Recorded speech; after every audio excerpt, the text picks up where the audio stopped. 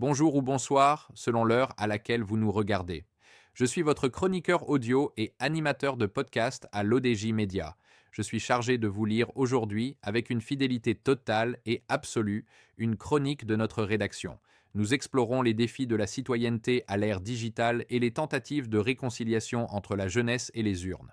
Le titre de cette analyse est Inscription électorale au Maroc, quand le numérique tente de réparer une démocratie à distance. Face à la stagnation du corps électoral et à la défiance persistante des jeunes envers la politique, des initiatives citoyennes comme Saouti, portée par Tariq Ibn Ziyad Initiative, tentent d'ouvrir de nouvelles voies d'engagement par le numérique. Une ambition lucide, exposée dans un entretien accordé au quotidien L'Opinion, mais qui se heurte aux limites structurelles du paysage politique marocain, entre défis institutionnels, fractures territoriales et crise de confiance durable. À mesure que les échéances électorales se rapprochent, une donnée revient avec insistance dans le débat public marocain, la stagnation du nombre d'inscrits sur les listes électorales. Environ 16,5 millions d'électeurs dans un pays qui dépasse largement les 36 millions d'habitants. Un chiffre qui ne relève plus de l'anecdote statistique, mais d'un symptôme politique profond. C'est à partir de ce constat que Abdessamad Aliyan, président de Tariq Ibn Ziyad Initiative, tire la sonnette d'alarme dans un entretien accordé à nos confrères du quotidien L'Opinion, affirmant que le système actuel de gestion des inscriptions sur les listes électorales a atteint ses limites. La rédaction ajoute que cette déclaration, loin d'être polémique, s'inscrit dans une lecture pragmatique du fonctionnement démocratique marocain. Elle pose une question centrale.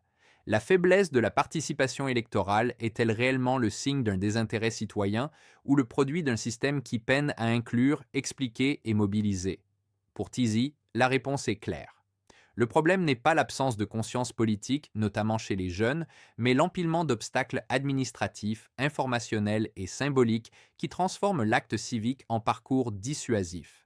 C'est dans ce contexte qu'a été lancé Saouti, plateforme numérique présentée comme un outil d'éducation civique, de vulgarisation politique et d'accompagnement vers l'engagement. Dans l'entretien publié par L'Opinion, Abdessamad Alhian insiste sur un point essentiel. Le numérique n'est pas une fin en soi, mais un moyen d'adaptation à une génération hyper connectée, habituée à des formats rapides, interactifs et accessibles. L'ambition affichée est de créer un pont entre des institutions perçues comme lointaines et une jeunesse qui consomme l'information autrement. La rédaction affirme que pour elle, le discours tranche avec les approches classiques de la mobilisation électorale. Il ne s'agit pas de séduire la jeunesse par des slogans, mais de restaurer une intelligibilité du politique. Expliquer les rôles, les compétences, les mécanismes et surtout l'impact concret du vote. Saouti se positionne ainsi comme un guichet citoyen numérique centralisant l'information et simplifiant l'accès aux démarches liées à l'inscription électorale. Cependant, cette stratégie soulève plusieurs réserves qu'il serait naïf d'ignorer. D'abord, le numérique ne crée pas mécaniquement la confiance. Dans un paysage politique marqué par une défiance persistante envers les partis, une perception d'inefficacité de l'action publique et une faible lisibilité des projets politiques, l'information seule ne suffit pas à déclencher l'engagement. La pédagogie civique peut éclairer, mais elle ne remplace ni l'offre politique crédible, ni la capacité des institutions à se réformer. La rédaction pense qu'ensuite, la fracture territoriale reste un défi majeur.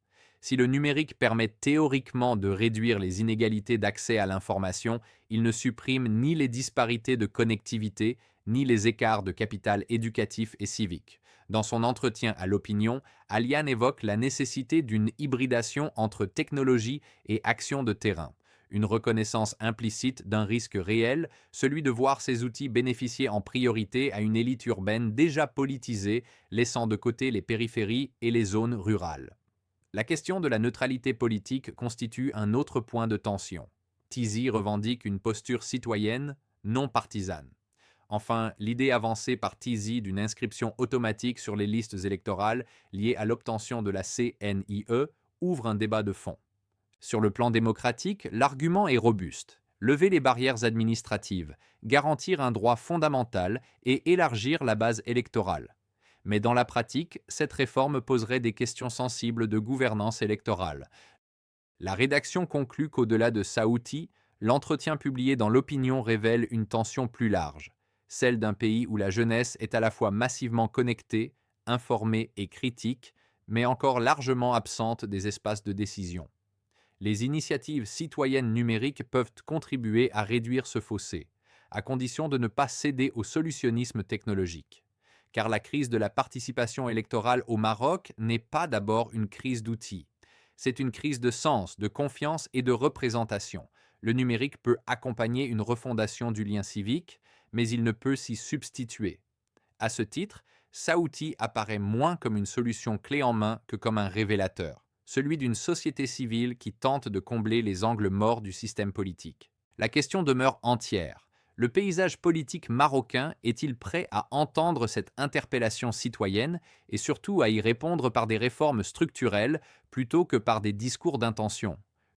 Je vous remercie d'avoir prêté l'oreille à cette réflexion. En tant qu'hôte de l'ODG Média aujourd'hui, j'ai tenu à vous restituer chaque mot de cette chronique de notre rédaction avec une fidélité absolue pour que l'idée originale vous parvienne dans toute son intégrité. C'est cet engagement entre authenticité du texte et passion du partage qui définit notre mission. Je vous donne rendez-vous très bientôt pour une prochaine chronique afin de continuer à décrypter ensemble les enjeux de notre temps. D'ici là, cultivez votre curiosité et restez connectés sur l'ODJ Média. À très vite.